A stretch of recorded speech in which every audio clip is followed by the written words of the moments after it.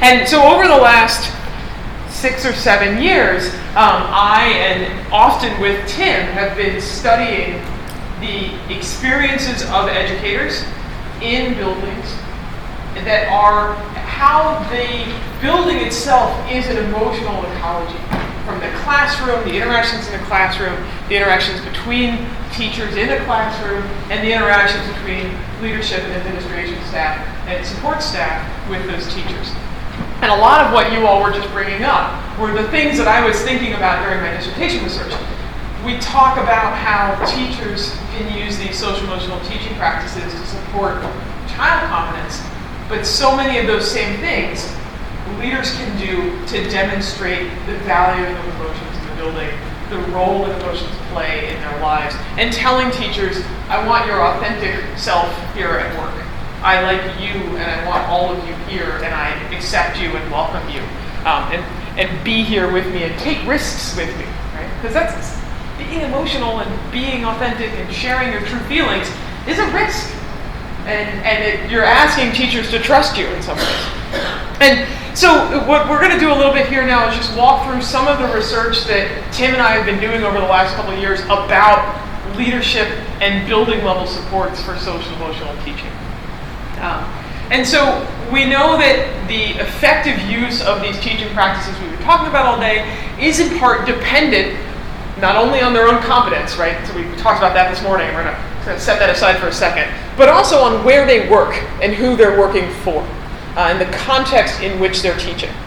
So we know, and you've picked up on some of this just a minute ago, administrators determine what's going to be supported both financially and in terms of time management and resources, be it the adoption of a curriculum, be it the provision of enough emotional kind of content storybooks in the room, be it the time to spend thinking about these topics and professional learning community ideas.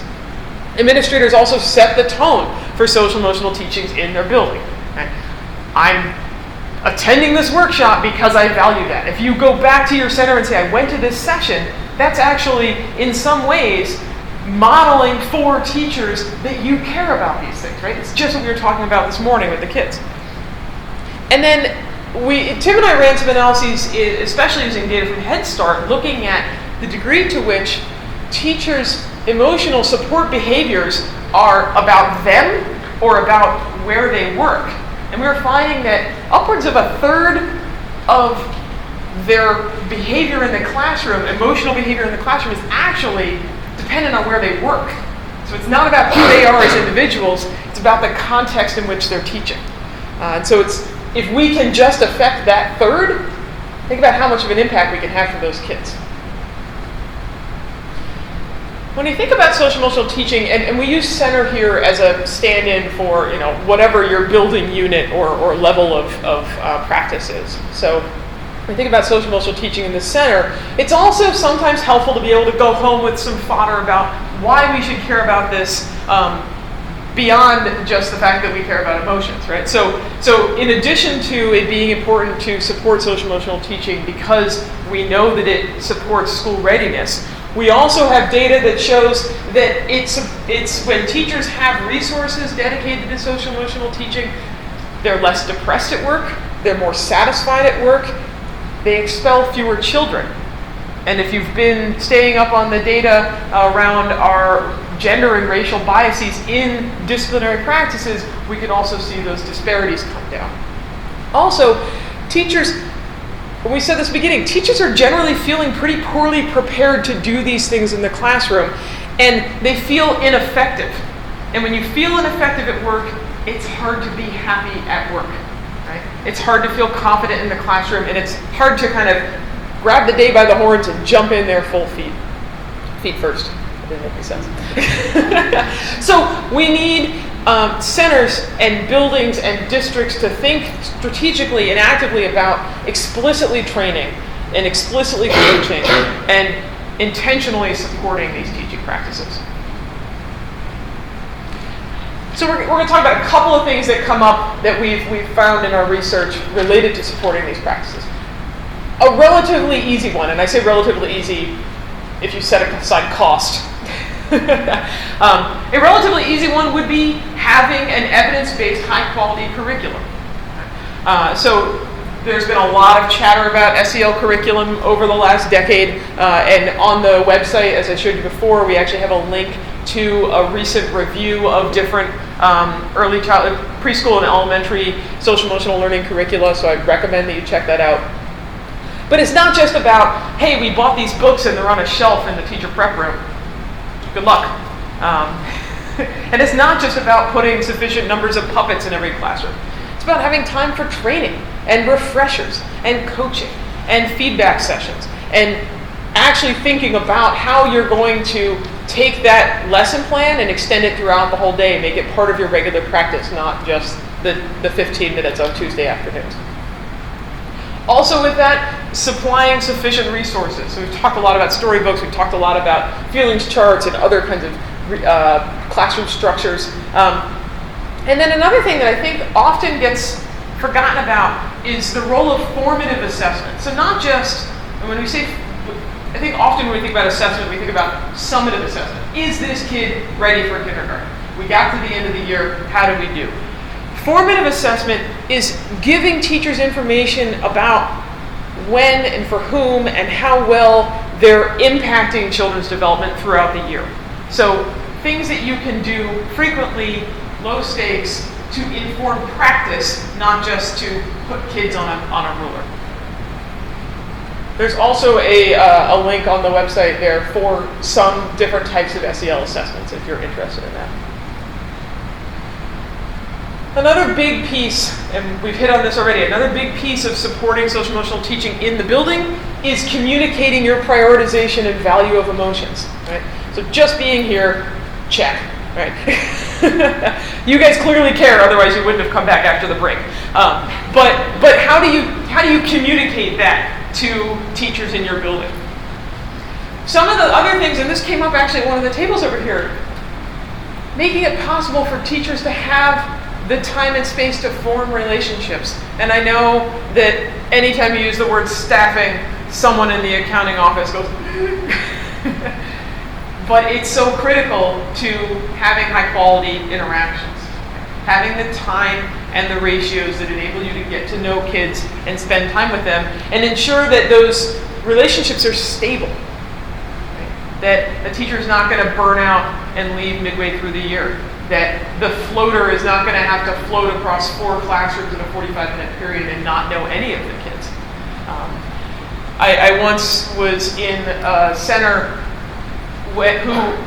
there was only one person who was licensed to drive the bus to do after-school pickups, and she was the one teacher who seemed to be connecting with a little boy whose parents had both just deployed.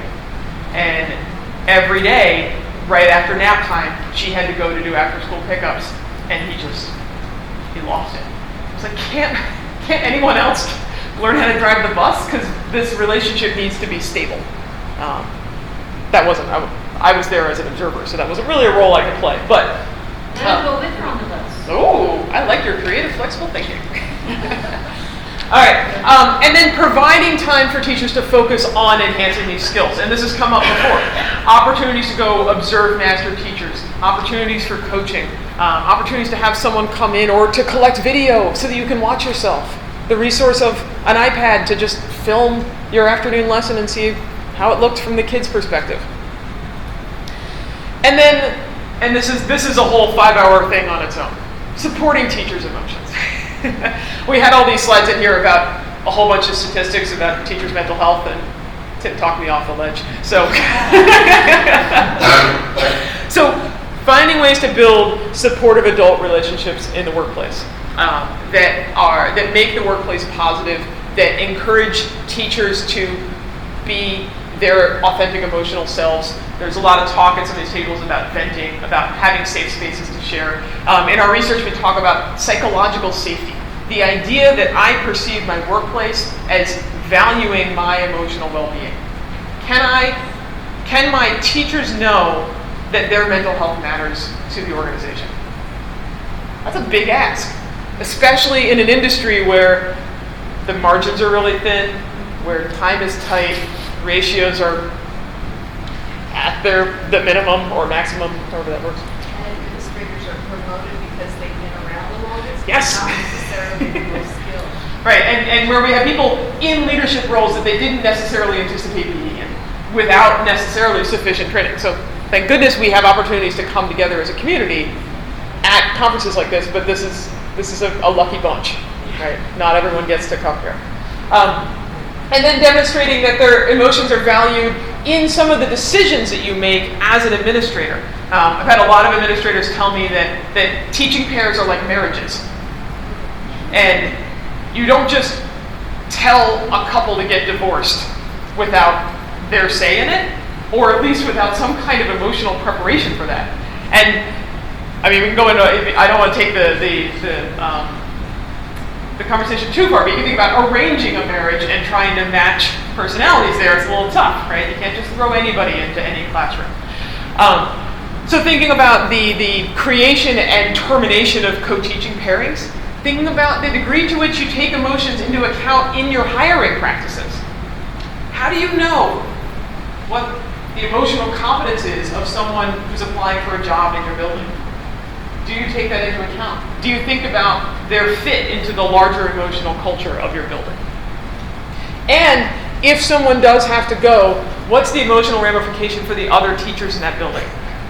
And how do you process that as a group and as a community? Yeah. You mentioned about hiring new people. Yeah. Are there any good questions or anything like that that you can ask somebody in an interview? I mean, this is totally off topic, but I'm just wondering if are there resources that are good questions to ask you to give you a better idea of what their emotional is? That's a really good question. I would actually say that moving forward, we watch them teach, and we'll give you some things to look for while they're teaching. If they're doing a demo lesson, or a demo afternoon in a classroom, some of the things that we're generating through this project might be clues that you could look for. You wouldn't even have to, you would skip the error of their biased self-report, right? I might dance a good dance, or I might sing a good song, but can I dance the dance? Okay, I think I've got oh, where's that hand? Yes. We use a assessment for all of our teachers called the SCHEIG, S-C-H-E-I-G, which is a behavior-based assessment for teaching staff. And it doesn't consider like how long you've been teaching or how long you've been. It looks at they did research and tried to identify the behaviors that make you a quality teacher. So your ability to relate to children, your ability to communicate, your et cetera, et cetera. And there is a rating scale and there is a cutoff.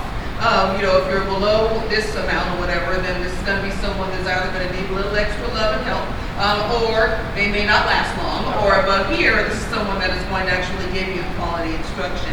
And we can see the difference actually. If we are like desperate and we hire someone slightly below the cutoff, we then sit back and kick ourselves and say, what are we thinking? So it does work, but it does also make it more difficult to hire because you know that magic number, and so you're not as willing to go hire someone, but it does help. That's really interesting. What was the name of it? Yeah. I should ask them for some money for that. Yeah, right. It's called the SCHEIG, S-C-H-E-I-G. S-C-H-E-I-G. SCHEIG Associates of the PPM. All right, we'll be looking that one up too. That's interesting. Yeah. Can you spell that? S-C-H-E-I-G. G as in George. All right, so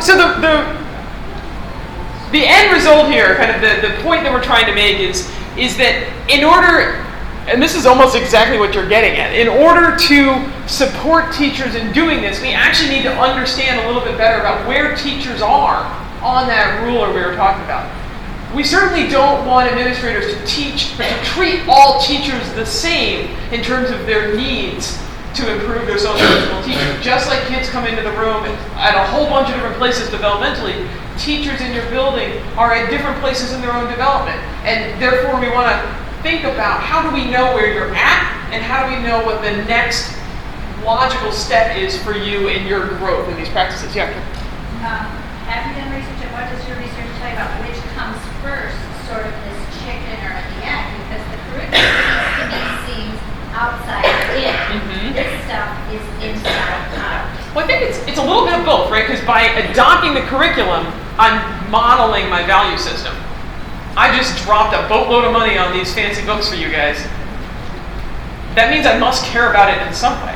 Now, if I just buy them, Somebody's telling. or someone's that is an important other point. I'm being told that I should care about this. So, so some of it is in how you present it. Right?